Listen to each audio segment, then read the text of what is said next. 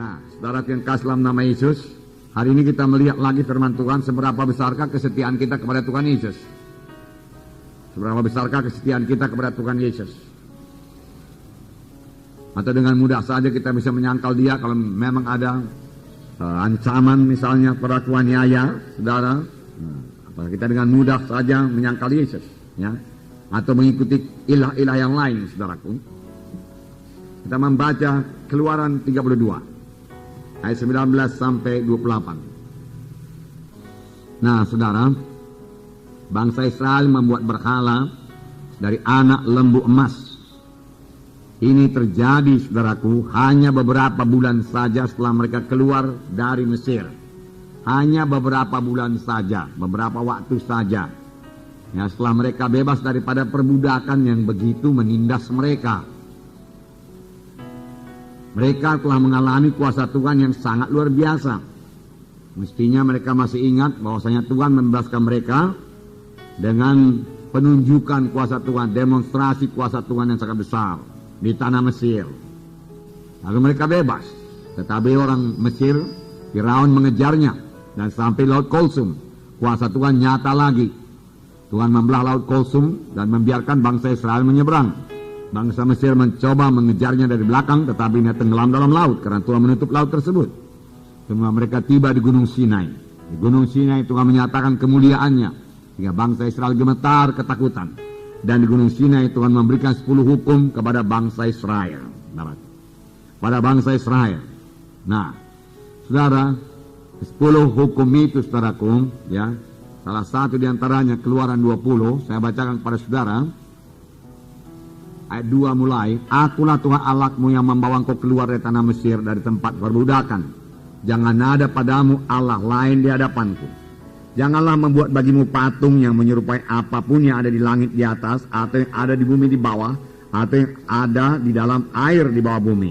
Jangan sujud menyembah kepadanya, atau beribadah kepadanya, sebab aku Tuhan Allahmu adalah Allah yang cemburu, yang membalaskan kesalahan kepada kesalahan bapa kepada anak-anaknya, kepada keturunan yang ketiga dan keempat dari orang-orang yang membenci aku.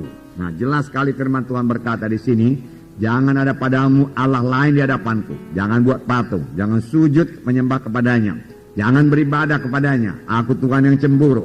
Aku akan membalas kejahatan bapa kepada anak-anaknya, kepada cucu-cucunya, sampai kepada keturunan keempat dari orang-orang yang membenci aku. Jadi Tuhan teraku, Tuhan yang tegas. Nah, begitulah Tuhan teraku bencinya kepada kuasa kegelapan, ya, kepada Allah yang lain. Karena dia telah memberikan perintah dalam Keluaran 20 lebih dahulu, jangan ada padamu Allah yang lain. Itu hukum yang pertama. Jangan ada padamu berhala yang lain. Jangan ada sembah-sembahan yang lain. Jangan ada percaya yang lain. Baik dalam hal memperoleh berkat, jangan ada percaya yang lain. Baik dalam perlindungan, jangan ada percaya yang lain. Pada jimat kali itu, ya, jangan ada percaya yang lain. Ya, baik dalam hal berkat, Tuhan saja yang memberi berkat, saudaraku. Bukan nenek moyang kita sudah mati memberi berkat. Ya.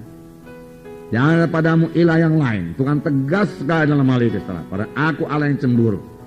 Nah, di sini Tuhan berkata, saudaraku, aku musnahkan mereka itu, Musa dia katakan. Dan aku menjadikan satu bangsa yang besar daripadamu. Tapi Musa melunakkan nanti Tuhan. Janganlah begitu Tuhan dikatakan. Ingatlah akan Abraham, Ishak, Yakub, hamba-hambamu yang kau pilih. Mereka itu kan keturunannya. Apa pula nanti kata bangsa Kanaan ini semua, kata bangsa-bangsa yang lain. Apakah karena engkau tidak sanggup memimpin mereka sampai ke tanah perjanjian yang kau janjikan? Darahku, Tuhan teraku, dikatakan, ya, menyesal, saudaraku.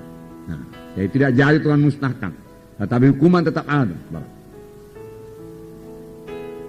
Hanya karena Musa sajalah bangsa Israel masih disertai Tuhan. Pada waktu itu Tuhan sudah berkata, aku tidak menyertai kamu lagi.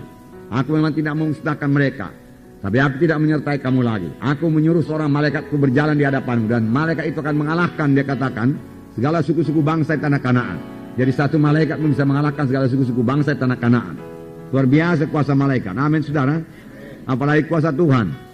Tetapi Musa berkata, kalau engkau tidak beserta dengan kami, lebih baik kami tidak berangkat. Musa berkata. Dan Tuhan berkata, baiklah, daripada hari pembalasan aku membalaskannya kepada mereka itu. Oleh sebab itu, saudaraku, kita hati-hati sekali, saudaraku, dengan terlibat dalam adat-adat kegelapan ini. Amin, saudara. Supaya jangan ada yang terlibat lagi dalam adat-adat kegelapan. Itu sangat kebencian kepada Tuhan. Dan sangat membuka pintu kepada setan. Dan kalau dibuka pintu kepada setan, setan selalu memanfaatkannya dengan sebaik-baiknya dan dengan secepat-cepatnya. Setan datang hanya untuk mencuri, membunuh, membinasakan. Ya. Setan pembunuh, saudaraku, setan pembunuh. Nah, di sini tadi dikatakan, ya, kemudian Tuhan berkata kepada Musa, Musa turun, bangsa itu sudah menyembah berhala. Lalu Musa turun dari gunung. Di tengah jalan Joshua berkata, ada suara seperti sorak-sorak peperangan. Musa berkata, itu bukan sorak peperangan, tapi nyanyian bersaut-sautan. Dan ketika mereka dekat, kita sudah baca tadi, lalu Musa melihat anak lembu emas dan bangsa Israel berpesta pora, ya, dengan segala nafsu kedagingannya di situ. Lalu Musa, saudaraku, begitu marah, saudaraku. Musa bukan tidak bisa mengendalikan kemarahannya, saudaraku. Musa tetap dikuasai oleh Tuhan, saudaraku. Hanya Musa sangat marah kepada dosa. Sangat marah kepada dosa. Kemarahan yang sangat suci. Ya, sangat marah kepada dosa itu. Heran juga, saudaraku, ya. Mereka secepat itu, saudaraku, berpaling daripada Tuhan. Beberapa waktu yang lalu mereka masih intim dengan Tuhan, memuji Tuhan, bersorak-sorai, Miriam menyanyi-nyanyi, saudaraku, ya. Kemudian, saudaraku, segera, saudaraku, menyembah berhala, saudaraku. Tuhan sangat marah, saudaraku. Itu sebabnya, saudaraku, ya. Di sini biarlah kita camkan sungguh-sungguh. Hendaklah kamu kudus karena aku kudus, firman Tuhan berkata. Ya. Biarlah kasih kita kepada Tuhan, ya. Kasih kita kepada kehendaknya, kasih kita kepada firman-Nya, kasih kita kepada kesuciannya, kepada kebenarannya. Saudaraku, jauh melebihi kasih kita kepada saudara-saudara kita. Bahkan ada firman Tuhan berkata, jikalau seorang mengasihi bapaknya, ibunya lebih daripada aku, ia tidak layak menjadi pengikutku, Tuhan berkata. Tuhan Yesus harus menjadi nomor satu dalam hidup kita, saudaraku. Amin, saudara. Nah,